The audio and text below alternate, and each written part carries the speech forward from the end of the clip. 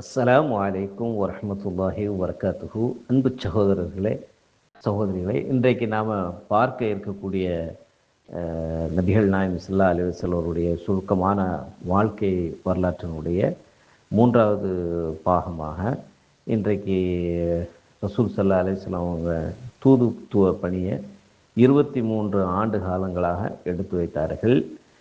கிபி 610 ஏறக்குறைய முகமது நபி அவர்களுடைய 40ஆம் வயதில் அவர்களுக்கு இறைவன் புறத்திலிருந்து முதலாக தூது செய்து வருகிறது.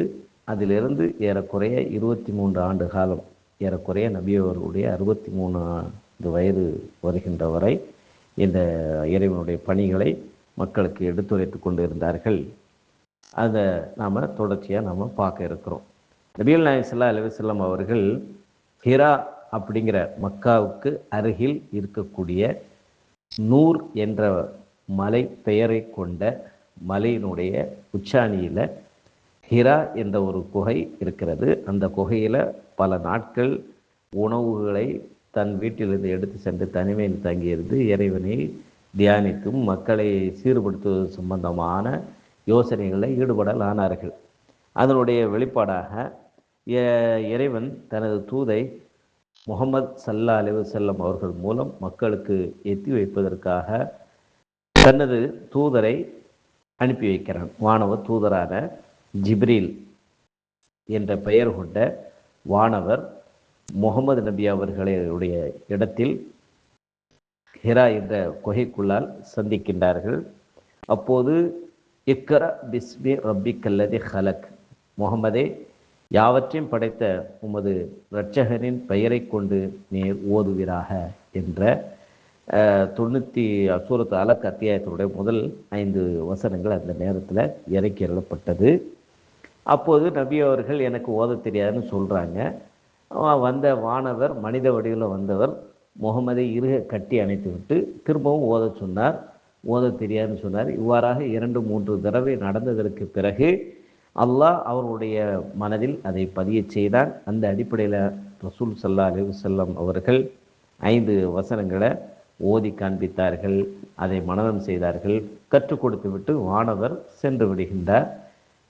அதன் பிறகு பதறியவராக முகமது நபி அவர்கள் தன்னுடைய வீட்டிற்கு வந்து மனைவி ஹதீஜா அம்மையாரிடத்தில் என்னை போர்த்துங்கள், என் உயிருக்கு நான் அஞ்சுகிறேன் என்று சொன்னார்கள். அவர்களை போர்வை போர்த்தி அவர்களை ஆசுவாசப்படுத்தி அதன் பிறகு நடந்த விவரங்களை கேட்டு வரக்கா பின் நௌஃபல் என்கிற ஹதீஜா அம்மையாருடைய சித்தப்பா மகனிடத்தில் அழைத்து செல்கிறார். அவர் வேதங்களை கற்றறிந்த ஞானியாக இருந்தார். அவர் வயது முதிர்ந்தவராக இருந்தார். அவரிடத்தில் கூட்டு போய் நடந்த விவரங்களை சொல்ல சொன்னார்கள். முகமது நபி அவரிடத்தில் நடந்த விவரங்கள் எல்லாம் சொன்னபோது, நிச்சயமாக நீங்கள் இறைவனுடைய தூதர் தான் என்ற அறிகுறி தான் எனக்கு தெரிகிறது. உங்களிடத்தில் வந்தவர் மூசா என்ற இறை தூதரிடத்தில் வந்த அதே நாமூஸ் தான், ஜிப்ரீல் தான் உங்களிடத்திலே வந்திருக்கிறார். உங்களை இந்த மக்கள் வெளியேற்றுவார்கள், இந்த ஊரை விட்டு காலி பண்ணுவார்கள் என்று சொல்லும்போது ஆச்சரியத்தோடு கேட்டார்கள் நபி அவர்கள், என்னையா இந்த சமூகம் வெளியேற்றும்? நான் இவரிடத்தில் உண்மையாளர், நம்பிக்கைக்குரியவர் என்று நான் பெயர் வாங்கி இந்த மக்கள் என்னை வெளியேற்றுவார்கள்? ஆம் என்று சொன்னார்கள். ஓரிரை குழுவின் பக்கம் மக்களை அழைக்கக்கூடிய எந்த இறை தூதராக இருந்தாலும் அவர்களுக்கு பல்வேறு சோதனைகள் வந்து இருக்கின்றது இதற்கு முன்னர். அந்த நிலையை நீங்களும் கடப்பீர்கள் என்பதை சொல்லி காட்டுகின்றார்கள். அது வரைக்கும் நான் உயிரோடு இருந்தால் உங்களுக்கு உதவி செய்யணும் என்று சொன்னார். ஆனால் கொஞ்ச காலத்திலே அவரும் இறந்து விடுகின்றார். அதற்கு பிறகு நபிகள் நாயகம் ஸல்லல்லாஹு அலைஹி வஸல்லம் அவர்கள் தன்னுடைய நெருங்கிய நட்பு வட்டாரங்கள், சொந்த பந்தங்களை தனிப்பட்ட முறையில் யார்கிட்ட சொன்னால் இந்த செய்தி ஏற்றுக்கொள்வார்கள், நம்புவார்களோ அவர்களை அணுகி அவர்களிடத்தில் எடுத்து சொன்னார்கள்.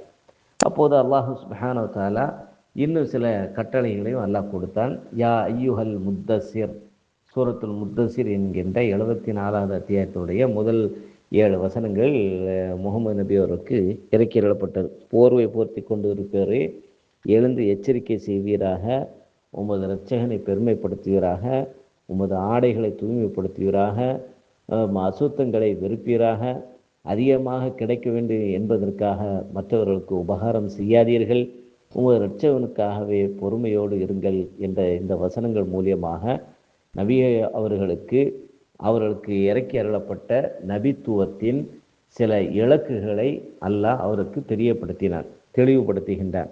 முதலாவது விஷயம், ஓரிரை கொள்கை என்கிற ஏகத்துவத்தின் பக்கம் மக்களை அழைக்க வேண்டும், அந்த நம்பிக்கை என்பார். அடுத்து அவர்களுக்கு மறுமை நாள் நம்பிக்கையை நிலை நிறுத்த வேண்டும் அவருடைய உள்ளத்தில். மூன்றாவதாக உள்ளங்களை தூய்மைப்படுத்துதல், மானக்கேடான வெறுக்கத்தக்க செயல்களை விட்டு தூரமாகுதல், அதே வேளையில் நல்ல பண்புகளை தன்னகத்தை கொள்ள வேண்டும், நற்செயலின்பால் என ஆர்வமூட்டுவதோடு தான் நற்செயல்களில் ஈடுபடுவது, இன்னும் எல்லா செயல்களை செய்யும் பொழுது இறைவனுடைய திருப்தியை நாடி மட்டுமே செய்ய வேண்டும். இவைகள் அனைத்துமே நபிகள் நாயகம் ஸல்லல்லாஹு அலைஹி வஸல்லம் அவர்களுக்கு தூதுத்துவத்தை நம்பிக்கை கொண்ட பின்பு நபி அவர்களது தலைமைத்துவத்தை அவர்களுக்கு உணர வைக்கக்கூடிய வகையில் இந்த செய்திகள்லாம் இடம்பெற்று இருக்கிறது. கிபி 610 முதல் 612, கிபி 612, ஏறக்குறைய 2-3 வருடங்கள் வரைக்கும் நபிகள் நாயகம் ஸல்லல்லாஹு அலைஹி வஸல்லம் அவர்கள் இந்த தூதுத்துவனுடைய ஆரம்பமாக அவர்களுடைய நெருங்கிய நண்பர்கள், உறவினர்கள், மக்களின் நற்குணம் படைத்தவர்களை அழைக்க ஆரம்பித்தார்கள். அழைப்பின் முதல் 3 வருடத்தில் ஒரு சிலரே தூதுத்துவத்தை ஏற்றுக்கொண்டனர். இஸ்லாத்தை பரப்பும் எடுத்துரைக்கும் பணியின் வேர்களாக இவர்கள் திகழ்ந்தார்கள். இன்னும் இம்முன்னணிய ஈமான் கொண்ட மக்களில் பணக்காரர்கள், ஏழைகள், பெண்கள், ஆண்கள், அடிமைகள் என பல தரப்புப்பட்டவர்களும் அதில் அடங்குவர். முதலாக நபி அவர்களை ஈமான் கொண்ட அவருடைய நெருங்கிய நண்பர் அபூபக்கர் சித்திக் ரலியல்லாஹு அன்ஹு அவர்கள் ஆவார்கள்.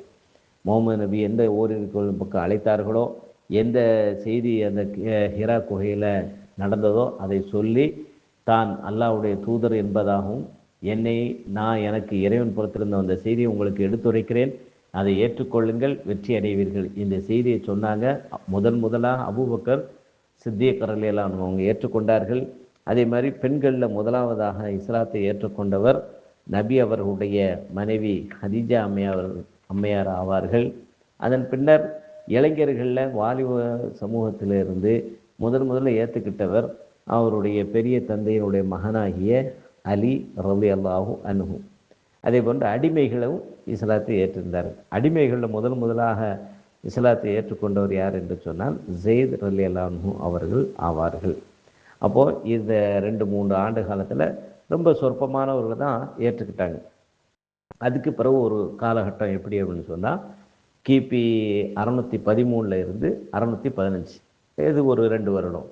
இந்த இஸ்லாமிய அழைப்பிற்கு எதிரான நடவடிக்கைகள் குறைஷி குலத்தில் இருந்தும் மக்காவை சார்ந்த இணை வைக்கக்கூடிய இறை நிராகரிப்பாளர்கள், ஓர் இறைவனை நிராகரிக்கக்கூடிய அந்த மக்காவாசிகள் எதிர்ப்பு நடவடிக்கைகளில் இறங்க ஆரம்பிக்கிறாங்க.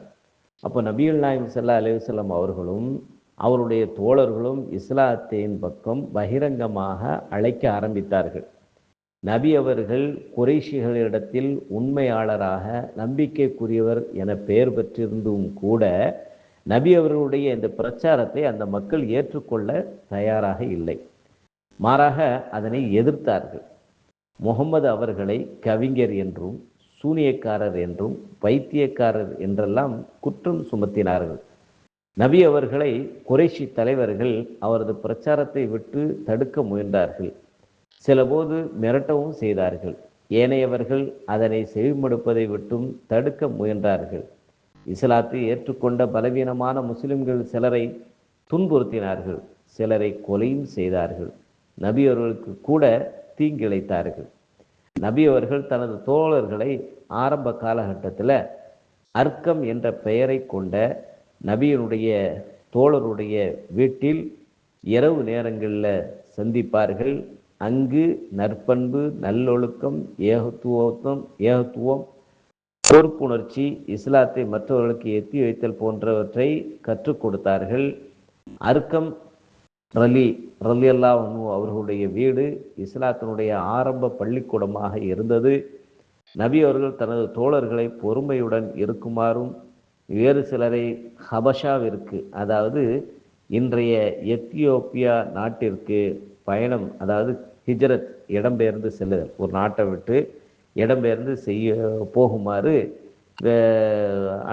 அனுமதி கொடுத்தார்கள். சிலரை அங்கு செல்லுமாறு கட்டளை இட்டார்கள். அந்த அடிப்படையில் சிலர் அங்கு சென்றார்கள். இந்த சமயத்திலும் முகமது நபி அவர்களுக்கு குர்ஆன் அவ்வப்பொழுது சிறிது சிறிதாக கொஞ்சம் கொஞ்சமாக இறங்கி கொண்டு தான் இருந்தது. அதனை நபி அவர்கள் தனது தோழர்களுக்கு கற்றுக் கொடுத்து கொண்டும் இருந்தார்கள். மக்காவினுடைய இரு பெரும் தலைவர்களாகிய உமர் இப்னு ஹத்தாப் மற்றும் ஹம்சா இப்னு அப்துல் முத்தலிப், அவங்களுடைய ஹம்சா யார் என்று சொன்னால் முகமதுடைய சிறிய தந்தைகளில் ஒருவர். ஹம்சா இப்னு அப்துல் முத்தலிப் நபி அவருடைய சிறிய தந்தை. இஸ்லாத்தை இவங்க ஏற்றுக்கொண்டார்கள். இவர்கள் ஏற்றுக்கொண்டதற்கு பிறகு இஸ்லாம் வீரியமாக தைரியம் புத்துணர்வு பெற்றது. இது இஸ்லாமிய அழைப்பு பணியினுடைய மைல்கல்லாக இந்த 2 பேர் இஸ்லாத்தை ஏற்றுக்கொண்டது இஸ்லாத்துக்கு அவ்வளோ பெரிய வலு சேர்க்கக்கூடிய வகையில் ஆகியிருந்தது என்பதையும் அவருடைய வரலாறுகளிலிருந்து நாம் என்ன செய்ய முடியுது, பார்க்க முடிகிறது.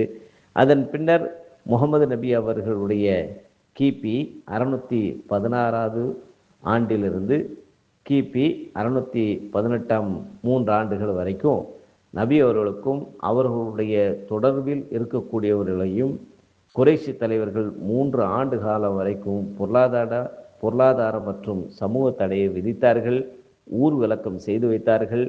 இதன் மூலம் நபி அவர்களும் அவரது தோழர்களும் கடுமையான துன்பங்களுக்கு ஆளாயினார்கள். இந்த கால பிரிவு முஸ்லிம்களுக்கு மிகவும் கடினமாக இருந்தது. என்றாலும் அவர்கள் பொறுமையோடு அதனை சகித்து கொண்டார்கள். சத்தியத்தை நெறி பெறலாமல் பற்றி பிடித்து வாழ்ந்தார்கள். பிறகு 3 ஆண்டுகளுக்கு பிறகு அதுவே அந்த நிலையிலிருந்து குறைஷி மக்களை விடுவித்து அவர்களை அவர்கள் போக்கில் விட்டு விட்டார்கள் என்பதை நாம் பார்க்க முடிகின்றது. ஏறக்குறைய 7, 8, 9 ஆண்டுகள் இப்படியே கடந்து விடுகிறது. நபி அவர்களுடைய 50வது வருடம் வரக்கூடிய காலகட்டத்தில் ஒரு துயர சம்பவம் ஒன்று நடைபெறுகிறது. அந்த சம்பவம் குறித்து இன்ஷா அல்லாஹ் நாளைய வகுப்பில் நாம் உங்களுக்கு சொல்லுவோம். இன்ஷா அல்லாஹ்.